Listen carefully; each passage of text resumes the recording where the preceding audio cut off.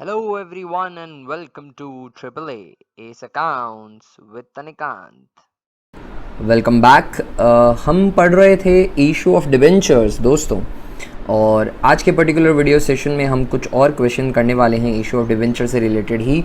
Past videos में हमने कुछ क्वेश्चन किए थे जहाँ पे डिबेंचर्स इशू होते हैं विद टर्म्स ऑफ रिडम्पशन, यानी रिडम्पशन पर पैसा किस तरीके से रीपे किया जाएगा, ये टर्म्स इशू पे ही डिसाइडेड होती हैं। और फिर हमने देखा था कि किस तरीके से उसकी जर्नल एंट्रीज पास की जाती हैं। आज जो हम क्वेश्चन सॉल्व करने वाले हैं उसके अंदर पैसा इंस्टॉलमेंट्स में आएगा, यानी एक साथ डिबेंचर का पैसा नहीं मंगाया जाएगा जैसा शेयर में करते थे हम। एप्लीकेशन अलॉटमेंट और कॉल में डिस्ट्रीब्यूशन हो जाएगा पैसे का। एक सिंपल सा क्वेश्चन है।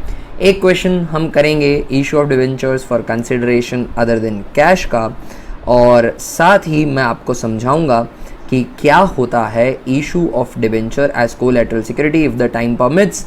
नहीं तो अगले सेशन में हम उस टॉपिक को ले लेंगे। तो चलिए आज की क्लास स्टार्ट करते हैं क्वेश्चन के साथ। क्वेश्चन है x limited issued 2700 9% debentures of 100 each at a discount of 6%। Right दोस्तों, तो कुछ डिटेल पता चली है अभी तक की इंफॉर्मेशन से, वो मैं लिख देता हूँ। Face value of debenture is 100 and issue price is 100 minus a discount of 6%, that is 6। तो 94 जो है हमारे डिबेंचर की इशू प्राइस है। 1 अप्रैल 2015 को ये इशू हुए हैं। Amount was payable 30 on application, 44 on allotment and balance on first call. Right, तो हम इसको रिकॉर्ड कर लेते हैं यहाँ पर, सारे इंस्टॉलमेंट का लिख देते हैं। Application, allotment and first call. And ये फर्स्ट कॉल जो है ये फाइनल कॉल भी होगी, तो इसको मैं सिर्फ कॉल ही लिख देता हूँ यहाँ पर, कॉल। एप्लीकेशन पे आ रहे हैं 30 रुपीज़, एप्लीकेशन पे आ रहे 30, अलॉटमेंट को बोला है 44। देखिए दोस्तों, अगर कोई भी इंफॉर्मेशन नहीं दी है कि प्रीमियम का अमाउंट किधर है, तो मैंने आपको इशू ऑफ शेयर में ये बताया था कि आप अज्यूम करेंगे कि वो अमाउंट कहाँ पर है, वो अमाउंट है अलॉटमेंट पर। तो यहाँ पे ये नहीं बता रखा कि डिस्काउंट का डिडक्शन कहाँ होगा, तो हमें उसे अलॉटमेंट पे ही अज्यूम करना है। तो अलॉटमेंट पे 44 आ रहे हैं, दैट वुड बी 50 माइनस 6। जैसा प्रीमियम में प्लस के बाद लिखता था उसी तरीके से फेस वैल्यू के बाद मैं डिस्काउंट भी लिखूंगा।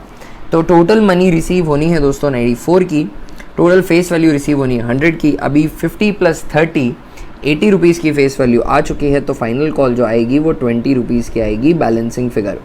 और अगर आप इस तरीके से देखना चाहें तो 44 प्लस 30 74 रुपीज़ आ चुके हैं, 20 रुपीज़ और आएंगे, तो 94 का टोटल सम भी रिसीव हो जाएगा। डिस्काउंट अलॉटमेंट पर हमने एडजस्ट कर दिया है, फाइनल कॉल को एज अ बैलेंसिंग फिगर निकाल लिया। एप्लीकेशन रिसीव हुई 2500 की। आप देखिएगा दोस्तों, यहाँ पे एक इंटरेस्टिंग सी बात है, इशू कितने किए हैं 2700 डिबेंचर्स, पर जो रिसीव्ड एप्लीकेशन है वो 2500 डिबेंचर्स की है ना, यानी अंडर सब्सक्रिप्शन रह गया। यहाँ पे अंडर सब्सक्रिप्शन रह गया। आपके रिक्वायर्ड एप्लीकेशंस जितने आपके एक्सपेक्टेड एप्लीकेशन थे, इनवाइटेड एप्लीकेशंस थे, उससे भी कम एप्लीकेशंस आपको एक्चुअली रिसीव हुई हैं। All the money is duly received, सारा पैसा आ गया, किसी ने भी कोई डिफ़ॉल्ट नहीं करी है। Expenses on issue of debentures amounted to 20,000। Debenture issue करने का एक्सपेंस हुआ है 20,000 का, ठीक है। इसकी भी जर्नल एंट्री में पास कर दूंगा। इसके बाद जो लाइन लिखी है उसको मैं बाद में कंसिडर करता हूँ। सबसे पहले मैं इशू की जर्नल एंट्रीज डाल देता हूँ। So journal entries,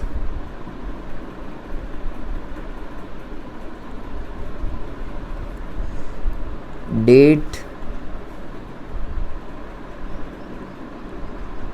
particulars, debit and credit. 1 April 2015 को इशू हो रहा है। मुझे अलग अलग डेट नहीं बताई अलॉटमेंट वगैरह की, तो मैं अज्यूम करूँगा कि सबका सब 1 अप्रैल को ही हो रहा है। First entry pass would be bank account DR to debenture application and, actually यहाँ पे एप्लीकेशन अलॉटमेंट नहीं आएगा, अलग है वो, तो to debenture application account. Application पे कितना पैसा रिसीव होगा दोस्तों, हमने 2700 इशू किए थे, पर 2500 एप्लीकेशन ही रिसीव हुई है, तो 2500 डिबेंचर्स पर 30 रुपीज़ आप एप्लीकेशन में रिसीव कर लेंगे, and that is equal to 75,000, that is equal to 75,000 rupees.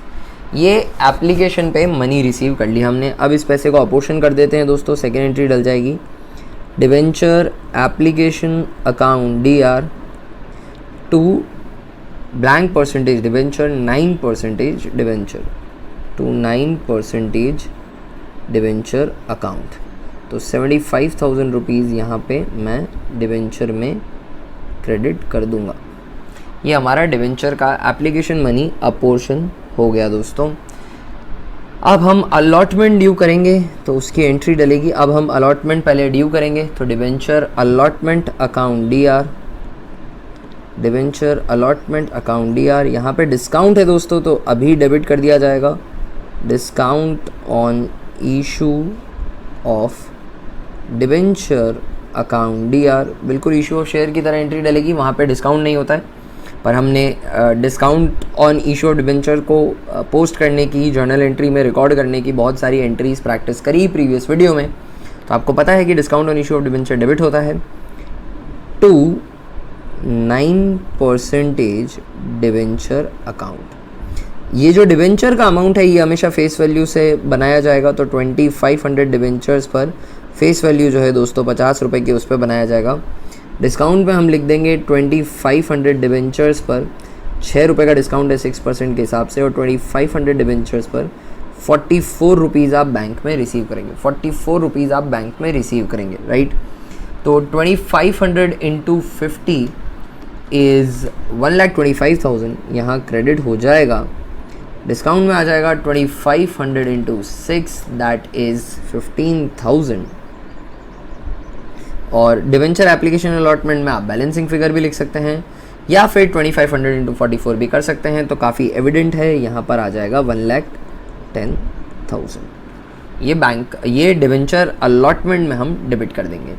इसके बाद अब हम अलॉटमेंट का पैसा रिसीव करेंगे दोस्तों। उसकी एंट्री डलेगी बैंक अकाउंट DR। डिवेंचर के केस में कोई डिफ़ॉल्ट का केस आता ही नहीं है, तो टू डिवेंचर अलॉटमेंट अकाउंट। अगर डिफ़ॉल्ट हो भी जाए तो हम डिवेंचर्स को फोरफिट नहीं कर सकते हैं, क्योंकि डिवेंचर वालों ने हमें लोन दिया है। और अगर किसी ने आपको थोड़ा लोन दिया और बचा हुआ लोन वो नहीं दे रहा है, इसका मतलब ये नहीं है कि प्रीवियसली पेड लोन को आप जब्त कर लें। आपके पास उसकी पावर नहीं है। जितना भी लोन आपको मिला है वो आपको चुकाना पड़ेगा। तो 1,10,000 debenture bank account DR to debenture allotment account. Allotment receive करने की मैंने यहाँ पे एंट्री डाली। अब मैं first and final call due करवाऊँगा।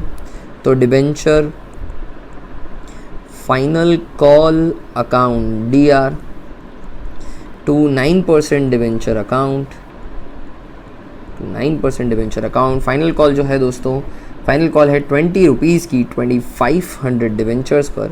तो 2500 डिवेंचर पर 20 रुपीज़ की फ़ाइनल कॉल दोस्तों। फाइनल कॉल हो जाएगी 50,000 रुपीज़ की। इसके बाद हमें इस फाइनल कॉल को रिसीव करने की एंट्री डालनी है। तो उसकी एंट्री डलेगी bank account DR to debenture final call, to debenture final call account 50,000 rupees से ये एंट्री पास हो जाएगी, 50,000 रुपीज़ से, राइट। और इसी के साथ हमारी इशू से रिलेटेड सारी जर्नल एंट्रीज़ पास हो गई।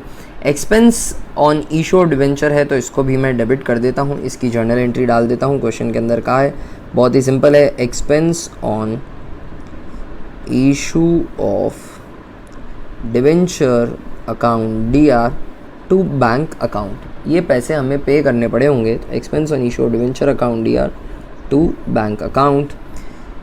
कितने रुपए के एक्सपेंस हैं? एक्सपेंस है 20,000 रुपीज़ के। तो ये एंट्री डल जाएगी सिंपली 20,000 रुपीज़ से। 20,000 रुपीज़ से ये एंट्री पास हो गई expense on issue of debenture account की, ठीक है। अब ईयर एंड पर हमें इसको राइट ऑफ करना पड़ेगा। 31 मार्च नॉट 2020, 15 आई थिंक ईयर है, 15-16। तो 31 मार्च 16 को ये एंट्री डल जाएगी।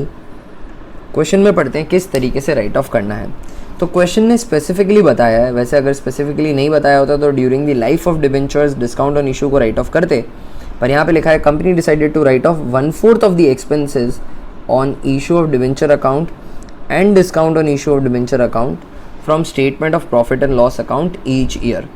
तो हर साल प्रॉफिट्स में से 1/4 इन दोनों ही एक्सपेंसेस का आपको राइट ऑफ कर देना है। तो कोई भी नॉमिनल अकाउंट को राइट ऑफ करने की जर्नल एंट्री डलती है तो वो डलती है statement of profit and loss account यार। यहाँ पे profit and loss in case of company is known as statement of profit and loss account DR 2 expense on issue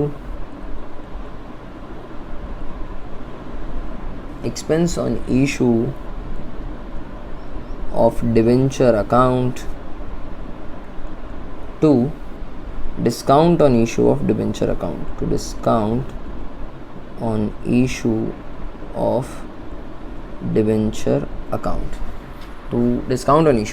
account right दोस्तों।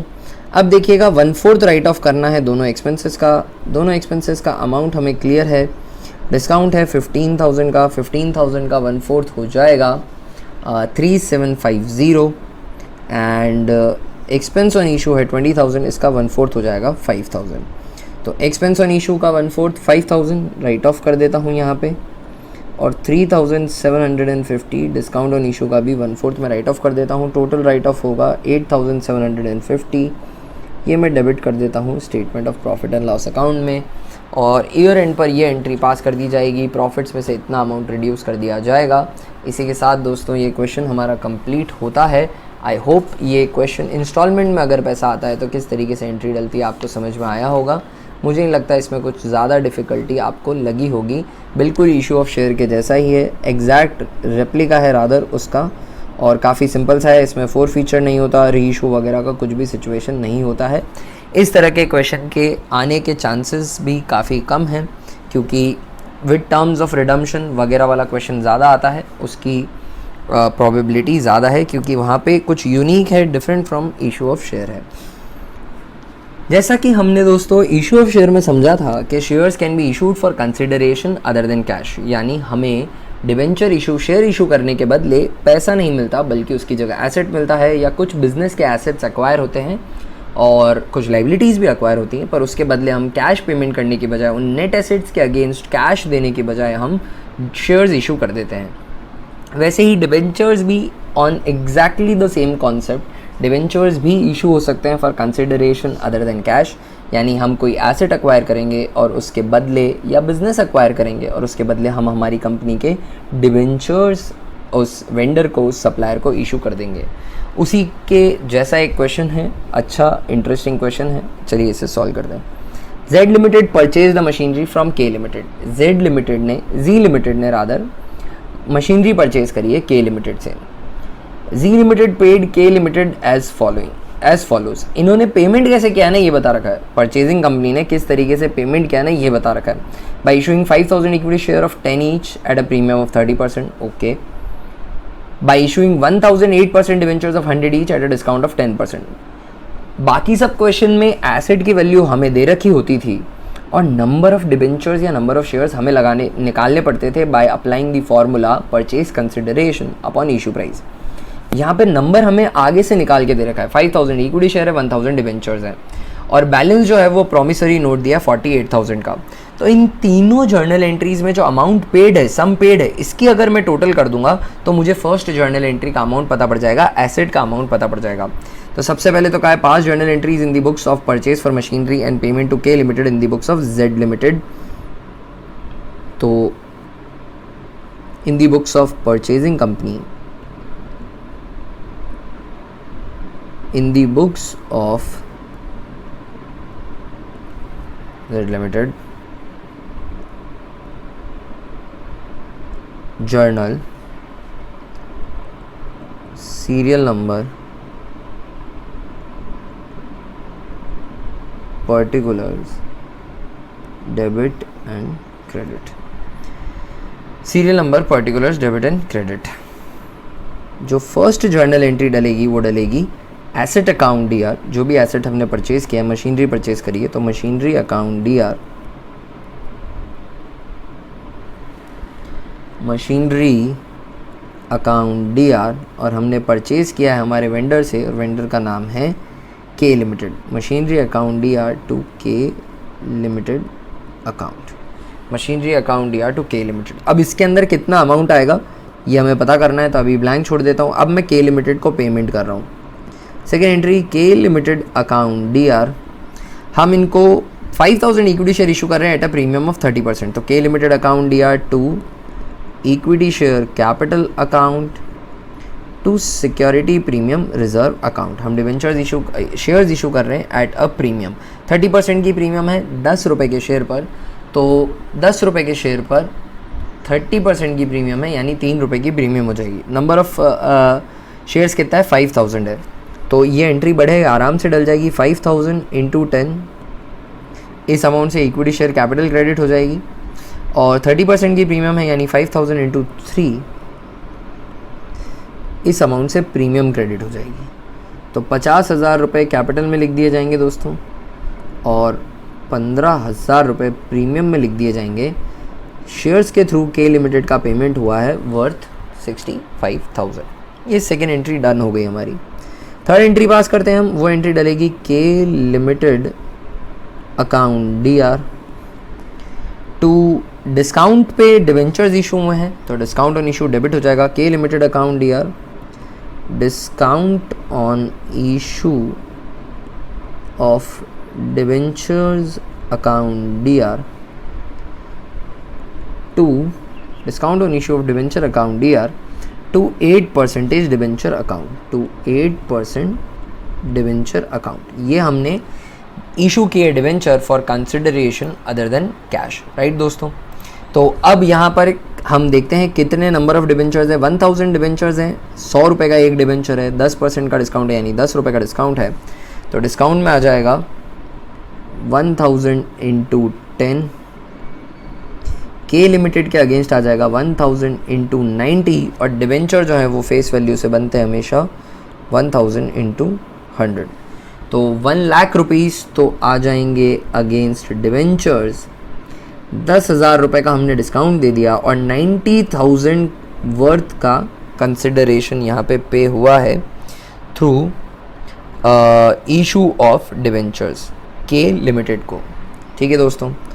फोर्थ जर्नल एंट्री देख लेते हैं, वो काफ़ी simple है। Balance by giving a promissory note payable after 2 months. तो हमने एक बिल एक्सेप्ट किया है, we are the accepting party, तो इसकी जर्नल एंट्री डल जाएगी K limited account DR to bills payable account. K limited account DR to bills payable, और बिल की वैल्यू है 48,000 रुपीज़। तो 48,000 से ये एंट्री डल जाएगी। अब हमें पता करना है कि आखिर कुल मिलाकर हमने के लिमिटेड को कितना पेमेंट किया, कितनी वर्थ का एसेट इनसे परचेज़ किया था। तो 48,000 का बिल दिया है, 90,000 डिवेंचर के थ्रू चुकाएं, 10,000 का तो डिस्काउंट दे दिया उस पर उनको, और 65,000 रुपीज़ हमने चुकाए हैं through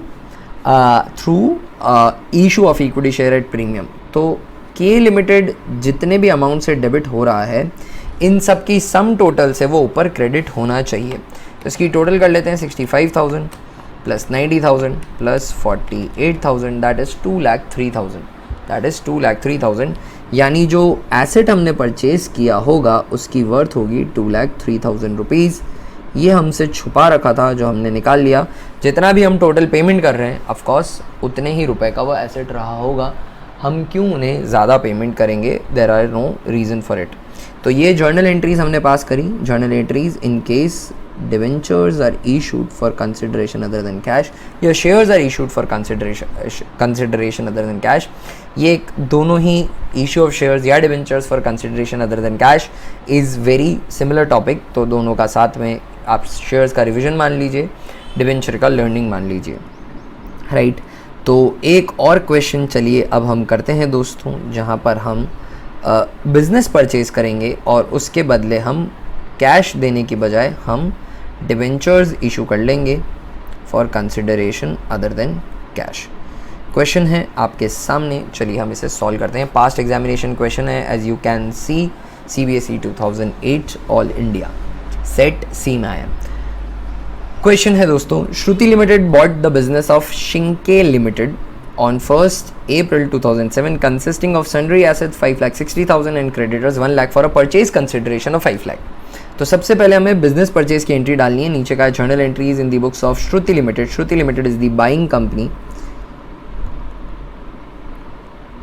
in the books of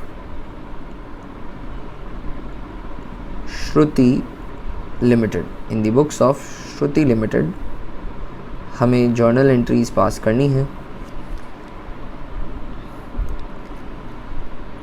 date,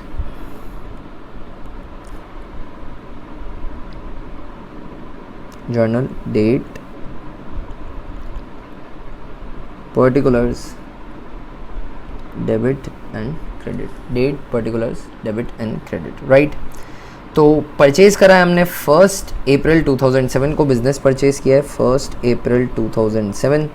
इस दिन एंट्री डल जाएगी sundry assets account DR, sundry assets account DR to sundry creditors, to sundry creditors. एक लाइन मैंने इसलिए छोड़ी है कि अगर गुडविल आती है तो मैं उसे वहाँ प्लेस कर दूंगा, to sundry creditors to Shinke limited जो हमारा वेंडर है, और उसके अगेंस्ट में परचेज कंसिडरेशन लिख दूंगा, to Shinke limited, Shinki limited, whatever the case might be, to Shinki account, जो भी इसका प्रोनाउंसिएशन है। इसके मार्क्स वैसे भी नहीं मिल रहे हमें। जो इनके सामने है, शिंकी के सामने अमाउंट आ जाएगा 5 लाख रुपीज़ का। सन्ड्री क्रेडिटर्स जो हैं that is worth 1 lakh rupees के, तो सन्ड्री लाइबिलिटीज़, और जो एसेट्स हमने अक्वायर किए हैं वो 5,60,000 के, दैट इज़ वर्थ 5,60,000। अब जब इस एंट्री को बैलेंस करेंगे तो हम पाएंगे कि 6 लाख रुपए से क्रेडिट की टोटल है और 560 की डेबिट की है, तो गुडविल जो है हमारा बैलेंसिंग फिगर आ जाएगा, गुडविल अकाउंट DR। कुल मिला के बात ये आती है कि 4,60,000 वर्थ के बिजनेस के 5,60,000 के एसेट आ रहे हैं, 1 लाख की लाइबिलिटीज़ आ रही हैं, तो 4,60,000 की नेट एसेट वर्थ है, बट उसके बदले आप 5 लाख रुपीज़ दे रहे हैं, तो एक्स्ट्रा 40,000 किस बात का दे रहे हैं, गुडविल का दे रहे हैं। Goodwill account DR would be computed as a balancing figure of this entry. और अगर हमें नेट एसेट वैल्यू नहीं दे रखी होती, परचेज कंसिडरेशन नहीं दे रखी होती, तो मैं नेट एसेट को ही परचेज कंसिडरेशन अज्यूम कर लेता, नेट एसेट को ही परचेज कंसिडरेशन अज्यूम कर लेता, राइट।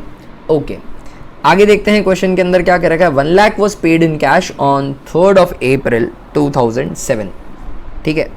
तो 3rd of April को एक जर्नल एंट्री डल जाएगी, 3rd April 07 को 1 लाख रुपीज़ कैश में पे किया है हमने, तो एंट्री डल जाएगी Shinki limited account DR to cash account, to cash account. कितने रुपए का कैश पे कर रहे हैं हम, 1 लाख रुपीज़ का कैश पे कर रहे हैं।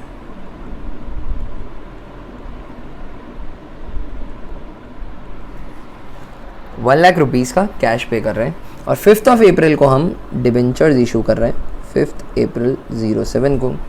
उसमें लिखा है and balance 6% debentures were issued at a premium of 25%, तो इसकी एंट्री डल जाएगी अगेन शिंकी account DR to 6% debenture, 6% debenture account to security premium reserve account. ये एंट्री पास करने के लिए हमें चाहिए नंबर ऑफ डिबेंचर्स, ये एंट्री पास करने के लिए चाहिए हमें number of debentures. Number of debentures का फॉर्मूला हो जाएगा दोस्तों purchase consideration to be paid against या फिर payable against debentures upon issue price, upon issue price. दोस्तों टोटल परचेज कंसिडरेशन जो है वो तो है 5 लाख रुपीज़ की, बट उसमें से 1 लाख कैश के थ्रू पेमेंट हो चुका है, तो अगेंस्ट डिवेंचर जो पेमेंट होना है वो होना है 4 लाख रुपए का। अगेंस्ट डिवेंचर जो पेमेंट होना है वो होना है 4 लाख रुपए का। और इशू प्राइस सिंपली है कि 100 रुपये के डिवेंचर्स हम इशू कर रहे हैं, फेस वैल्यू नहीं दे रखी है पर अज्यूम करेंगे कि 100 रुपीज़ की होगी, और प्रीमियम 25% का है, यानी 25 रुपीज़ की प्रीमियम आ जाएगी। तो बड़ा ही आसान है, issue price is equal to face value plus premium. Face value 100 है, 25% की प्रीमियम है, यानी 25 रुपीज़ की प्रीमियम हो गई, यानी 125 की इशू प्राइस हो गई। ये 125 की इशू प्राइस मैं यहाँ रख देता हूँ और अब अमाउंट कैलकुलेट कर लेता हूँ। तो 3200 डिवेंचर्स आ जाते हैं हमारे, 3200 डिवेंचर्स। अब ये जर्नल एंट्री हम भर देंगे, डिवेंचर्स हमेशा फेस वैल्यू पे चढ़ेंगे, तो 3200 into 100 3200 debentures into 25 is the premium, और इन दोनों की टोटल कर लूँगा तो ऊपर वाला अमाउंट आ जाएगा 3,20,000। 3200 इंटू 25, 80,000 रुपये आ जाएंगे सिक्योरिटी प्रीमियम रिज़र्व में, और 4 लाख रुपए जो हैं वो ऊपर डेबिट हो जाएंगे। 4 लाख रुपए ऊपर डेबिट हो जाएंगे। शिंके लिमिटेड का पेमेंट 4 लाख का ही करना था, हो चुका है दोस्तों। जर्नल एंट्रीज हमें पास करने को बोली थी, हमने पास कर दी हैं। बड़ा ही सिंपल सा ये क्वेश्चन था। आई होप आपको ये समझ में आया होगा, आई होप आपको ये अच्छे से समझ में आया होगा। तो दोस्तों डिबेंचर इशू से related with terms of redemption वाली जर्नल एंट्रीज हमने देखी, इंस्टॉलमेंट में पैसा आता है तो वो भी देखा, issue of debenture for consideration other than cash की जर्नल एंट्री भी देखी। अब जो मैं आपको टॉपिक समझाना चाहता हूँ वो है issue of debentures as collateral security. मैंने आपको फर्स्ट सेशन में समझाया था कि debentures consideration cash, consideration other than cash and as a collateral security हम पढ़ने वाले हैं। तो अब एक टॉपिक बचा है, issue of debentures as collateral security. तो इसका मीनिंग क्या होता है ये मैं आपको समझा देता हूँ। ये कॉन्सेप्ट दोस्तों, कोलैटरल सिक्योरिटी का जो कॉन्सेप्ट है वो प्रैक्टिकल से ज़्यादा थ्योरेटिकल कॉन्सेप्ट है। तो आपको समझना पड़ेगा कि कोलैटरल सिक्योरिटी का मीनिंग क्या होता है। आपको बहुत ही अच्छे से फिर पूरा टॉपिक समझ में आ जाएगा। समझिएगा दोस्तों, जो कंपनी है वो किसी बैंक या फिर किसी फाइनेंशियल इंस्टीट्यूशन से फंड्स बोरो कर चुकी है, तो किसी बैंक या फाइनेंशियल इंस्टीट्यूशन ने कंपनी को लोन दिया है, ठीक है। अब कंपनी को ऑफ कोर्स इस लोन के अगेंस्ट कोई ना कोई सिक्योरिटी देनी पड़ेगी। उस सिक्योरिटी को हम कहते हैं प्राइमरी सिक्योरिटी। प्राइमरी सिक्योरिटी, कोई भी एसेट इसके अगेंस्ट देना पड़ा होगा कंपनी को, है ना, क्योंकि कंपनी ने लोन बोरो किया है तो बिना किसी सिक्योरिटी के तो लोन मिलने से रहा, ठीक है। उस लोन के बदले हमें कोई प्राइमरी सिक्योरिटी रखनी थी, तो एक प्राइमरी सिक्योरिटी पे चार्ज क्रिएट हो चुका है। अगर कंपनी डिफॉल्ट करती है तो ये प्राइमरी सिक्योरिटी को बैंक या फाइनेंशियल इंस्टीट्यूशन यूज करेगा। But some securities because of their nature sometimes are not capable to fulfil the defaulted sum of the company if the company defaults. कई बार क्या होता है कि ये जो प्राइमरी सिक्योरिटी होती है, it is not sufficient to fulfil the sum that has been defaulted by the company. Issue of interest का सम हो गया या प्रिंसिपल सम हो गया, वो पे करने के लिए ये प्राइमरी सिक्योरिटी सक्षम नहीं होती। मान लीजिए कि ये प्राइमरी सिक्योरिटी कोई पीस ऑफ लैंड है और उस लैंड की लोकेशन अब अच्छी नहीं रही, उससे जो अमाउंट फेच हो पा रहा है वो अच्छा नहीं मिल रहा है, तो कंप्लीट रिकवरी नहीं हो रही। इस बात का डर है इस बैंक या फाइनेंशियल इंस्टीट्यूशन को। तो ये बैंक या फाइनेंशियल इंस्टीट्यूशन कंपनी को रिक्वेस्ट करता है कि आप हमें कुछ एक्स्ट्रा भी दीजिए। इस प्राइमरी सिक्योरिटी के ओवर एंड अबव आप हमें एक और चीज़ इशू करिए। तो कंपनी इशू कर देती है बैंक या फाइनेंशियल इंस्टीट्यूशन के नाम पे डिबेंचर्स। बस ये डिबेंचर्स रहेंगे एज कोलैटरल मतलब ये सेकेंडरी हैं, ये एडिशनल हैं, है ना, ये प्राइमरी नहीं है। इनकी रिक्वायरमेंट तब आएगी जब केस 1, सबसे पहली स्टेप तो ये होनी चाहिए कि बैंक या फाइनेंशियल इंस्टीट्यूशन के द्वारा दिए गए लोन पर हम कोई डिफ़ॉल्ट करें। अगर डिफ़ॉल्ट करते हैं तो बैंक या फाइनेंशियल इंस्टीट्यूशन को सबसे पहले कोशिश करनी है रिकवरी करने की through the primary security. First effort उनको लगाने हैं कि वो प्राइमरी सिक्योरिटी के थ्रू रिकवर करने की ट्राई करें। अगर प्राइमरी सिक्योरिटी के थ्रू रिकवर नहीं होता तो फिर उस दिन से ऑटोमेटिकली ये डिबेंचर्स एक्चुअली इशूड मान लिए जाएंगे। तब तक ये सिर्फ एक कागज का टुकड़ा है, सेफ्टी और सिक्योरिटी के लिए पड़े हैं बैंक या फाइनेंशियल इंस्टीट्यूशन के पास, सिर्फ इसलिए पड़े हैं कि अगर प्राइमरी सिक्योरिटी फेल हो जाती है तो इन डिबेंचर्स का यूटिलाइजेशन कर लिया जाएगा सम को रिकवर करने के लिए, लोन को रिकवर करने के लिए। मन में ये सवाल उठता होगा कि सर जब कंपनी पहले से ही केपेबल नहीं है लोन को रीपे करने के लिए तो ये डिबेंचर्स से क्या फ़ायदा मिल जाएगा, इस डिबेंचर का भी तो वो डिफ़ॉल्ट ही करने वाले हैं। दोस्तों ये डिबेंचर्स मार्केट के अंदर एक्टिवली ट्रेड होते हैं, तो ऑल्दो 100% हम नहीं, पर इस डिबेंचर को इनकी मार्केट वैल्यू पर ट्रेड करके बैंक या फाइनेंशियल इंस्टीट्यूशन कुछ पार्शियल सम रिकवर कर सकता है। तो इस इतनी यूटिलिटी ये डिबेंचर्स क्रिएट कर सकते हैं। जो लोन है वो लिक्विड नहीं है, वो ट्रेडेबल नहीं है, वो मार्केट के अंदर एक्टिवली ट्रेड नहीं होता, वो मार्केटेबल नहीं है। जो हमारा लोन है तो उसको कंपनी मार्केट के अंदर किसी और को ट्रांसफ़र करके अपने फंड्स को रिलीज़ नहीं करवा सकती है, पर इस डिबेंचर्स को करवा सकती है। As long as the company does not default, these debentures issued as collateral are just a piece of paper। इस पे कोई भी इंटरेस्ट नहीं दिया जाएगा, सिर्फ ओरिजिनल लोन पर ही इंटरेस्ट दिया जाएगा, राइट। हमें क्या समझना है? हमें समझना था कि कोलैटरल सिक्योरिटी का मीनिंग क्या होता है, हमने समझ लिया। Debentures issued as collateral security क्या होती है ये भी मैंने इस चार्ट के थ्रू आपको समझा दिया। अगर एग्जाम में क्वेश्चन आता है इसकी थ्योरी लिखने का, तो I think you would be able to. The company has borrowed a sum from a bank or financial institution against which the company has provided the bank or financial institution with a primary security in the form of an asset, but the bank or financial institution demands for an additional security, a collateral security. If in case the primary security fails, then this collateral security can be used to fulfill the sum. Then if the debentures are issued as collateral security, means that if the company defaults in the payment of loan and the primary security fails, these debentures gets issued automatically। ये debentures automatically issue हो जाते हैं, ठीक है। हमें journal entry समझनी है दोस्तों। जर्नल एंट्री समझते हैं इसकी किस तरीके से जर्नल एंट्रीज डाली जाएंगी। तो accounting of debentures issued as collateral security, देखिए दो ऑप्शन है यहाँ पर हमारे पास, ऑप्शन 1 एंड ऑप्शन 2।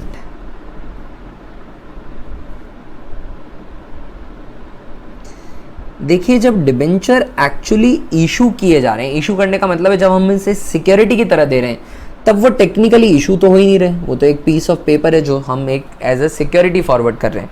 ये एक्चुअली इशू होंगे कब? जब मैं डिफॉल्ट करता हूँ पेमेंट ऑफ इंटरेस्ट और principal sum of the debentures of the original loan, I beg your pardon, original loan में डिफॉल्ट करता हूँ और प्राइमरी सिक्योरिटी भी फेल हो जाती है, तब जाकर ये डिबेंचर एक्चुअली इशू होते हैं। तो तब तक इन डिबेंचर की कोई जर्नल एंट्री डालने की जरूरत ही नहीं है, इनका कोई अकाउंटिंग इंपैक्ट ही नहीं हो रहा, कोई कैश रिसीव नहीं हो रहा। कैश मुझे लोन के अगेंस्ट रिसीव हो रहा है, उस लोन को मुझे as a liability balance sheet दिखाना है और उसके अगेंस्ट एसेट साइड में मुझे बैंक बैलेंस दिखाना है। इन कोलैटरल सिक्योरिटी की कोई एंट्री डालनी नहीं। तो first option is actually that you pass no entry at all, you pass no accounting entry, क्योंकि इस ट्रांजेक्शन का रिकॉर्ड करने का कोई बनता ही नहीं है। इस ट्रांजैक्शन को रिकॉर्ड करना बनता ही नहीं है, क्योंकि इसके अगेंस्ट कोई भी मॉनेटरी ट्रांसफ़र नहीं हुआ, या अकाउंटिंग ट्रांजैक्शन है ही नहीं। हमने सिर्फ एक सेफ्टी और सिक्योरिटी के लिए एक पीस ऑफ पेपर फॉरवर्ड किया है, डिबेंचर्स फॉरवर्ड किए बैंक या फाइनेंशियल इंस्टीट्यूशन को। बट सर एक अकाउंटिंग कॉन्सेप्ट आता है जिसे बोलते हैं हम फुल डिस्क्लोजर। फुल डिस्क्लोजर कहता है कि अकाउंटिंग बैलेंस शीट या जो भी फाइनेंशियल स्टेटमेंट प्रेजेंट की जा रही है उसको समझने के लिए जितनी भी चीज़ों की ज़रूरत है, अच्छे से समझने के लिए, बेटर प्रेजेंटेशन के लिए, वो हमें प्रोवाइड करनी चाहिए यूजर्स ऑफ फाइनेंशियल स्टेटमेंट को। तो अगर आपने कोई डिबेंचर्स एज कोलैटरल इशू किए हुए, मतलब फ्यूचर में पॉसिबिलिटी है कि अगर लोन का डिफॉल्ट होता है, प्राइमरी सिक्योरिटी फेल हो जाती है, तो ये डिबेंचर्स इशू हो सकते हैं। मतलब मार्केट के अंदर जो एग्जिस्टिंग डिबेंचर होल्डर्स हैं उनके साथ और डिबेंचर होल्डर्स आ सकते हैं जो उनकी मार्केट वैल्यू को इम्पैक्ट कर सकते हैं। तो ये डिस्क्लोजर बैलेंस शीट के अंदर होना चाहिए। तो उस केस में अगर हमें जर्नल एंट्री पास करनी पड़ेगी दोस्तों, अगर उस केस में हमें जर्नल एंट्री पास करके शो करना है, तो फिर किस तरीके से इसे प्रेजेंट किया जाएगा, किस तरीके से इसे प्रेजेंट किया जाएगा। तो देखिए डिबेंचर्स मुझे शो करने हैं, तो डिबेंचर्स को तो क्रेडिट करना पड़ेगा, तो 2% डिबेंचर अकाउंट, डिबेंचर को तो क्रेडिट करना पड़ेगा। तो डेबिट कैसे किया जाए? ना कोई कैश आ रहा है ना कुछ आ रहा है। Rules of debit and credit मैंने आपको अपनी शुरुआती क्लासों में सिखाया था कई सालों पहले। वहाँ पर मैंने आपको बताया था कि डेबिट और क्रेडिट हमेशा इक्वल होने पड़ेंगे, डबल एस्पेक्ट। यहाँ पे एक्चुअली कोई दूसरा एस्पेक्ट है नहीं, तो ज़बरदस्ती एक एस्पेक्ट क्रिएट किया जाएगा, डेबिट किया जाएगा एक अकाउंट को। इस अकाउंट का कोई नेचर नहीं है, ये सिर्फ प्रेजेंटेशन पर्सपेक्टिव के लिए बनाया जा रहा है। Debenture suspense account D R, debenture suspense account D R, क्योंकि हमें बैलेंस शीट के अंदर प्रेजेंटेशन शो करनी है, बैलेंस शीट की लाइबिलिटी साइड में डिबेंचर दिखाना है। तो किस तरीके से दिखाया जाए? कोलैटरल है, इसके अगेंस्ट कोई कैश रिसीव नहीं हुआ, ना ही कैश रिसीवेबल है, तो अगर अकाउंटिंग करके दिखानी है तो ये जर्नल एंट्री पास कर दी जाएगी। ये काइंड ऑफ अ फर्जी जर्नल एंट्री है, just for the sake of purpose, for the sake of full disclosure entry डाली जाएगी। Debenture suspense account DR to %% debenture. And of course जो बैंक लोन है उसकी एंट्री तो हमें डालनी है हर समय। बैंक लोन की एंट्री डाली जाएगी bank account DR to bank loan account, bank account DR to bank loan account. ये एंट्री डाल दी जाएगी। जब तक डिबेंचर्स इशू नहीं होते इंटरेस्ट जो है वो बैंक लोन पे दिया जाएगा। No interest would be provided on collateral debentures. जब ये डिबेंचर्स एक्चुअली इशू हो जाएंगे तब इन पे इंटरेस्ट दिया जाएगा। अगर ये डिबेंचर्स जो हैं इनको एक्चुअली इशू करने की सिचुएशन आती है, तो आपको क्या करना है, अगर आपने कोई एंट्री पास नहीं करी है तो आप एंट्री पास कर देंगे bank loan to debenture. Default हो जाता है तो एंट्री पास कर देंगे bank loan to debenture straight up %, debenture straight up आप पास कर देंगे। उस दिन आप बैंक लोन को कन्वर्ट कर रहे हैं डिबेंचर्स में। और अगर आपने ऑप्शन 2 यूज़ किया हुआ है तो ऑप्शन 2 के अंदर आप एक और एडिशनल एंट्री पास करेंगे। वो ये हो जाएगी कि बैंक लोन टू डिबेंचर तो हो ही रही है, प्लस आपको क्या करना है, प्लस आपको करना है इन केस ऑफ ऑप्शन 2 आपको ये प्लस कर देना है। वो क्या, जो ये एंट्री आपने डाली थी डिबेंचर सस्पेंस टू % डिबेंचर, इसको रिवर्स कर दीजिएगा %, डिबेंचर टू डिबेंचर सस्पेंस। इस अकाउंट को आप क्लोज कर दीजिएगा और bank loan to % debenture entry pass कर दीजिएगा। राइट दोस्तों, आई होप ये आपको अच्छे से समझ में आया होगा। आप चाहें तो एक नेट एंट्री भी पास कर सकते हैं bank loan to debenture suspense. इन दोनों की एक नेट एंट्री भी पास कर सकते हैं bank loan to debenture suspense. ये एंट्री भी आप पास कर सकते हैं अगर आप चाहें तो। अगर आपने पहले से डिबेंचर्स को क्रेडिट किया हुआ है तो आप ये एंट्री भी पास कर सकते हैं bank loan to debenture suspense. चलिए ठीक है, तो एक एग्जाम्पल के थ्रू इसको समझते हैं। मान लीजिए कि कंपनी का नाम है एक्स लिमिटेड, इन्होंने बोरो किया है 4 lakh from state Bank of India SBI से, ठीक है। और इसके अगेंस्ट डिबेंचर्स इशू किए जा रहे हैं 9% डिबेंचर एज कोलैटरल इशू किए जा रहे हैं। और ऑफ कोर्स जो सिक्योरिटी होती है उसकी वैल्यू प्रिंसिपल लोन से थोड़ी ज़्यादा होती है, क्योंकि इंटरेस्ट का भी डिफ़ॉल्ट कंसिडर करना पड़ता है। तो जो हमने डिबेंचर लिए हैं एज कोलैटरल वो 5 लाख के लिए, 5 लाख रुपए के, ठीक है। जर्नल एंट्री हमें पास करनी है, तो फर्स्ट जर्नल एंट्री तो पास हो जाएगी bank account DR to bank loan SBI bank loan account, bank account DR to State Bank of India loan account. Balance sheet के अंदर एसेट साइड पे बैंक बैलेंस शो करेगा और liability side में SBI bank loan show करेगा। Bank account 4 lakh रुपए से asset side में बढ़ जाएगा और लाइबिलिटी साइड में SBI लोन शो करेगा 4 लाख रुपए पे। ये बिल्कुल अच्छे से दिखाया जाएगा। सेकेंड एंट्री पास हो जाएगी। अगर हमें डिबेंचर का शो करना ही है कोलैटरल तो एंट्री पास हो जाएगी debenture suspense account DR to 9% debenture account, debenture suspense account DR to 9% debenture account, और वो है 5 लाख रुपए के। तो ये एंट्री भी पास कर दी जाएगी।